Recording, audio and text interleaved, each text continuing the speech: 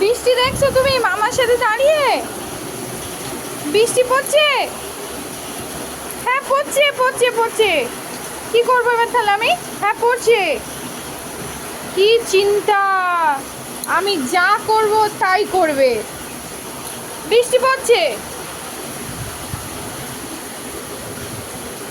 চলো চলো চলো ঘরে চলো।